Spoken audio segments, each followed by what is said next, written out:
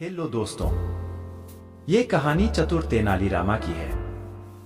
आइए शुरू करते हैं। एक बार तेनालीराम के पड़ोस में रहने वाली एक महिला उससे मिलने आई।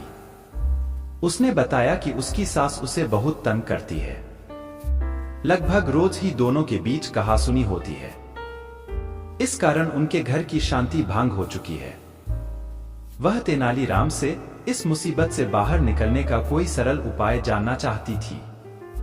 तेनालीराम ने उस महिला की सारी बातें ध्यान से सुनी। फिर वह उठकर भीतर गया और उसे पानी से भरी एक बोतल लाकर देते हुए बोला, इस बोतल में चमत्कारी जल भरा है। जब भी तुम्हारी सास तुम्हें कुछ कहे तो चुल्लू भर जल अपने मुंह भर लेना और ध्यान रखना कि 2 मिनट तक वह जल मुंह में ही रहे, न तो उसे पीना और न ही उसे थूकना। 2 मिनट पूरे होने के बाद उस जल को पी लेना। फिर तुम बातचीत कर सकती हो, जल्दी ही तुम्हारी सारी तकलीफें दूर हो जाएंगी। वह महिला तेनाली का शुक्रिया अदा करके और जल की बोतल लेकर भूसी धूसी अपने घर चली गई। अगले हफ्ते वह महिला पुनः तेनालीराम से मिलने आई। इस बार वह काफी खुश लग रही थी। उसने तेनाली को बताया कि अब उसके घर में अपार शांति है।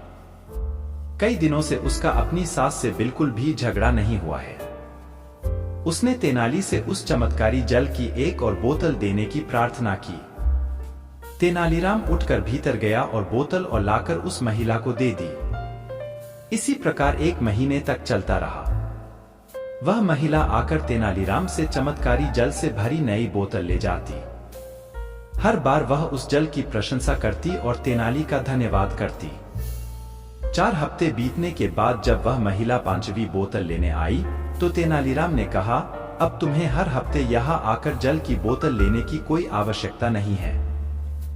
अब से तुम इस बोतल को अपने ही घर में कुएं से भर सकती हो। महिला को कुछ समझ नहीं आया। वह आश्चर्यचकित होकर तेनाली का मुंह ताकने लगी। तब तेनाली ने महिला को समझाया, उस बोतल के जल में चमत्कार नहीं था, चमत्कार हुआ है तुम्हारे चुप रहने से। मुंह में भरे जल के कारण तुम अपनी सास को शीघ्र ही पलटकर करारा जवाब देने में असमर्थ थी। जब तक तुम वह जल पीकर बोलने लायक होती, तब तक वह पल बीत चुका होता और तुम्हारी सास दोनों का गुस्सा ठंडा हो चुका होता। यही कारण है कि अब तुम्हारे घर में सुख शांति का वास है। अब वह महिला अपनी भूल समझ चुकी थी। उसने तेनाली का शुक्रिया अदा किया और चुपचाप अपने घर चली गई। उस दिन के बाद उस महिला के घर से कभी लड़ाई झगड़े की आवाज नहीं आई। वह संयम का अर्थ समझ चुकी थी। आप इसी तरह कहानी सुनते रहे, खुश रहे और हमारा चैनल जरूर सब्सक्राइब कर ले। धन्यवाद।